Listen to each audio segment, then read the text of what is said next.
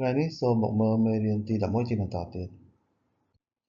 វីកទី9គឺទាក់ទងទៅនឹងការរៀបរាប់ចំនួនមនុស្សនៅក្នុងគ្រួសារឬក៏នៅក្នុងចំណោមបងប្អូនឧទាហរណ៍私の家族は4人です妻と子供が2人いますឃ្លានេះមានថាក្នុងគ្រួសាររបស់ខ្ញុំមានសមាជិកចំនួន4នាក់គឺភរិយាហើយនិងកូនចំនួន2នាក់វីកទី10គឺទាក់ទងនឹងចំនួនដងដែលយើងប្រើចំនួនកាយ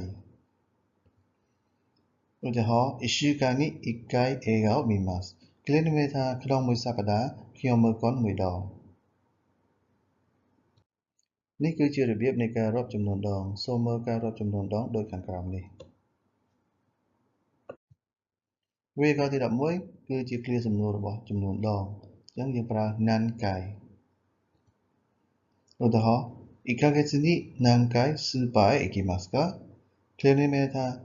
ក្នុងរយៈពេលមួយខែតើអ្នកទៅផ្សារប៉ុន្មានដងវីកទី12គឺទាក់ទងនឹងការធ្វើអ្វីមួយក្នុងរយៈពេលណាមួយឧទាហរណ៍ S さんは1年日本にいますមានន័យថា S さんនៅក្នុងប្រទេសជប៉ុនរយៈពេល1ឆ្នាំទី2 B さんは7時間寝ますមានន័យថា B さんគេងរយៈពេល7ម៉ោងវីកទី13គឺទាក់ទងទៅនឹងការសួររករយៈពេលនៃការធ្វើអ្វីមួយដែលយើងប្រើ何時間何週間ឬក៏どのくらいជាដើមឧទាហរណ៍ទី1 S さんは何時間寝ますかឃ្លានេះមានថាតើលោក S គេងរយៈពេលប៉ុន្មានដងដែរ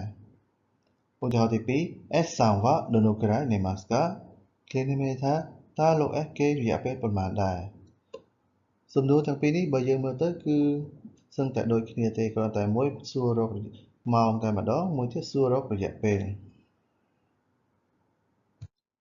វីកទី14ទាក់ទងនឹងការប្រើប្រាស់ពាក្យដាកេដែលពាក្យដាកេនេះមានន័យថាតែប៉ុណ្ណោះឧទាហរណ៍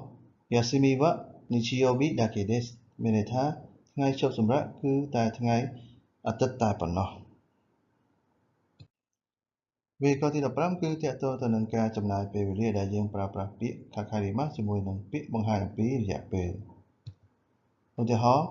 新大阪から東京まで2時間半かかりますឃ្លានេះមានន័យថាពីស៊ីអូសាការហូតដល់តូក្យូចំណាយពេល2ម៉ោងកន្លះ